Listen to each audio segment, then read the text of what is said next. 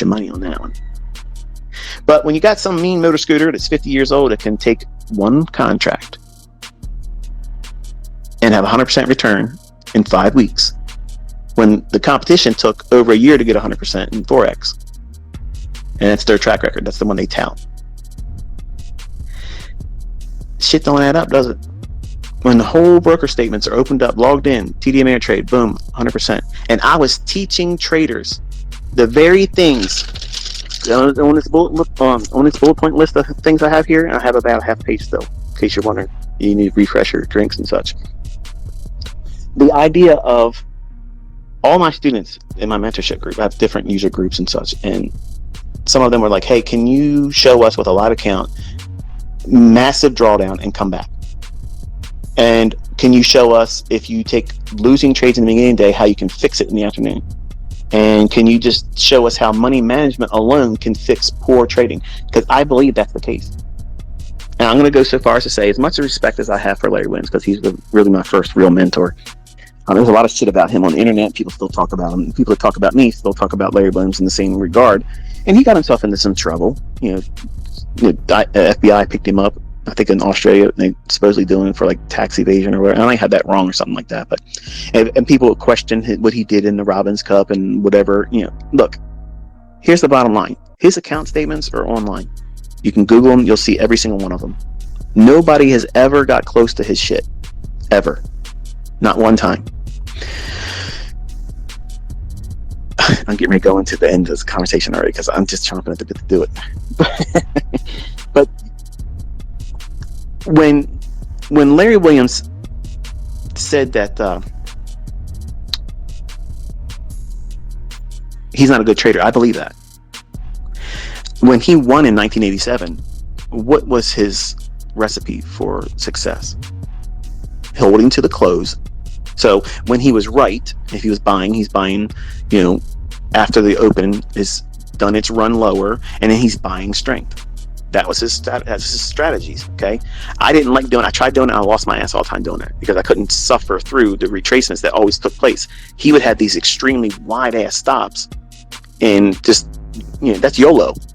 And he did the maximum leverage using Kelly principle and Kelly criterion, and everything that he could potentially put on, he was putting it on his trades.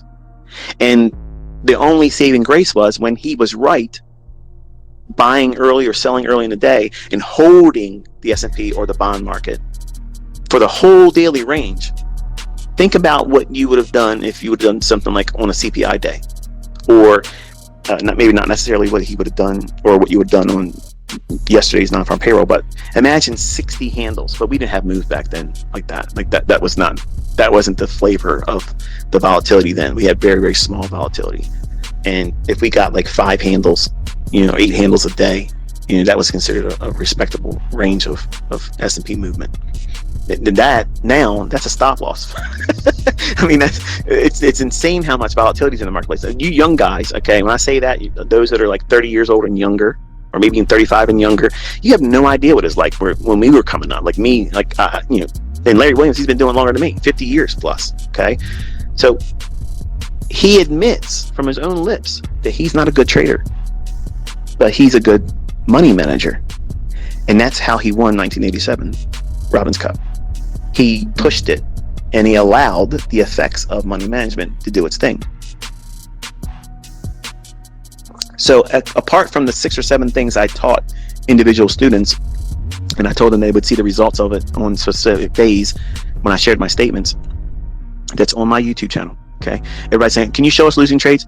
It's fraught with losing trades. There's lots of losing trades. That was the whole premise of why I was trying to teach my students. Don't be fearful of it. Don't be fearful of that. And they have to do it with one contract. One contract, 100% in 5 weeks. With lots of losing trades. Lots of them.